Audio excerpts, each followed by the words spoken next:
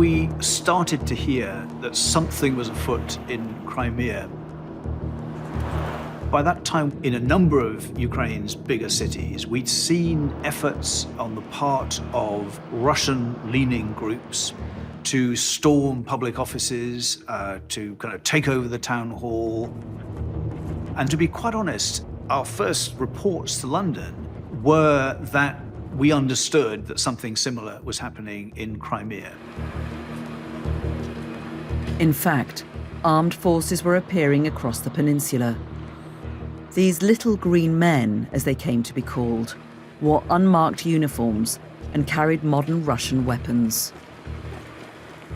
Ми тоді не знали, Російська Федерація таємно розпочала операцію щодо окупації Криму.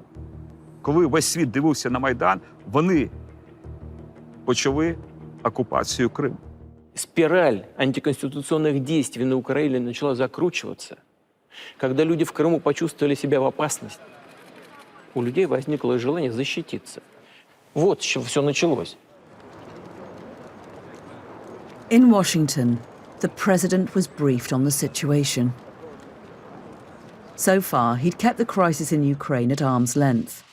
But Putin had now crossed a line. Good afternoon, everybody.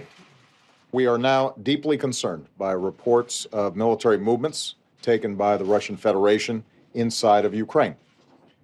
Just days after the world came to Russia for the Olympic Games, it would invite the condemnation of nations around the world.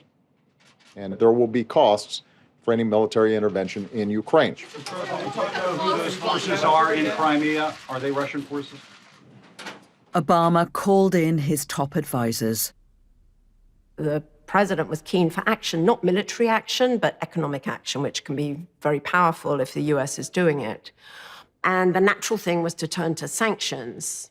But we also wanted to be joined together with allies in Europe.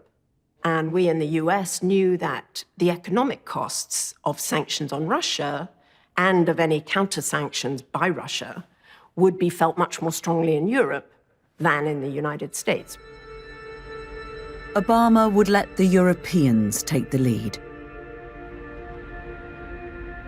The British Prime Minister was one of the first to speak directly to Putin. The thing with Putin is you've always known he mourns the loss of the Soviet Union. He wants to recover territory where he can.